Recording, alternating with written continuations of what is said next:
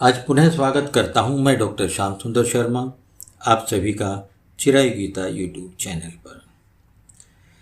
देखिए, महाभारत का युद्ध तय हो चुका और सब लोग वहां कर्म करने के लिए उपस्थित है। अपने अपनी सेना में अपने साथियों को, अपने योद्धाओं को, अपने शुभ चिंतकों को, हितैषियों को सबने जोड़ के रखा है। भगवान श्री कृष्ण के पास जब दुर्योधन गए थे युद्ध आरंभ होने से पहले, तो भगवान कृष्ण सोए हुए थे, तो दुर्योधन उनके सिर की तरफ जाकर बैठ गए और कुछ समय के पश्चात जब अर्जुन वहां गए, देखा भगवान सो रहे हैं, तो उनके चरणों की तरफ खड़े हो गए। जब भगवान की आंखें खुली तो सामने अर्जुन पर दृष्टि गई, तो पूछने लगे कि अर्जुन बोलो, किस लिए आए हो, क्या चाहिए। तब दुर्योधन तुरंत बोल उठा, आया तो मैं पहले हूँ, तो आप मुझे पूछिए कि मुझे क्या चाहिए, मैं किस लिए आया हूँ। भगवान मुस्कुरा कर बोले, ठीक है दुर्योधन, तुम पूछो। दुर्योधन ने भगवान से पूछा कि मैं आपकी सेना चाहता हूँ, मुझे आपकी सेना चाहिए। भगवान ने अपनी सेना दे दी। अब अर्जुन से पूछा, अर्जुन ने कहा कि मुझे कुछ नहीं चाहिए, केवल आप मुझे चाहिए, मेरे साथ में श्री कृष्ण होने चाहिए। तो भगवान उनके साथ में हो गए। तो देखिए, दोनों वहां पे उपस्थित हैं अपने कर्म करने के लिए, दुर्योधन भी और अर्जुन भी। लेकिन बात यहां आती है अपेक्षा और उपेक्षा की। दुर्योधन ने भगवान की उपेक्षा की और उनकी सेना की अपेक्षा की, और अर्जुन ने न अपेक्षा की न उपेक्षा की, केवल भगवान से प्रार्थना की कि आपका साथ चाहिए।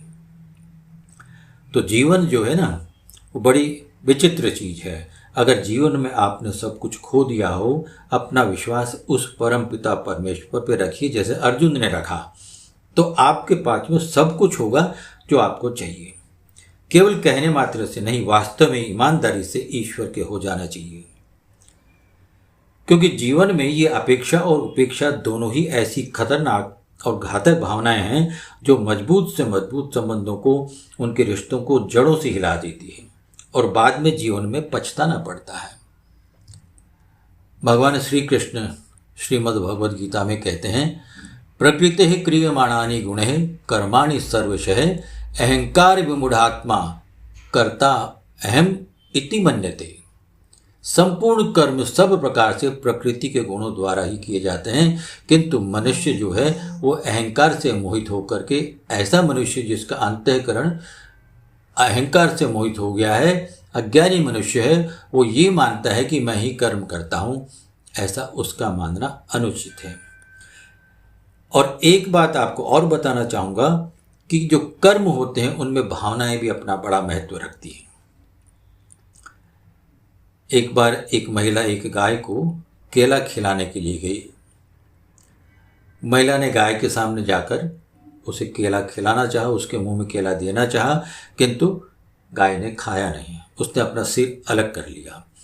अब महिला मानी नहीं, महिला ने फिर प्रयास किया, और जब फिर वो प्रयास किया महिला ने, तो गाय पीछे हो गई। अब वो महिला कहाँ मानने वाली, उसको तो केला खिलाना ही था गाय को। और जब वो जबरदस्ती गाय के मुंह के सामने फिर से गई, तो गाय ने सींग उठा करके उसकी तरफ किए, तो महिला डर के मारे वहां से भाग गई, केला खिला नहीं पाई। और जब महिला चली गई तो गाय के पास में एक बैल खड़ा था वहां पे। वो बैल ने पूछा कि वो महिला बड़े प्यार से केला खिला रही थी आपको, फिर आपने उसको डराकर भगा क्यों दिया।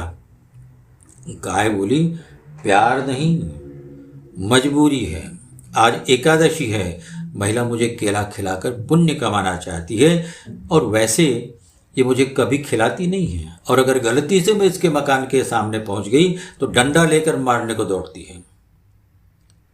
प्रेम से सूखी रोटी भी मिल जाए ना, तो मेरे लिए तो अमृत तुल्य है।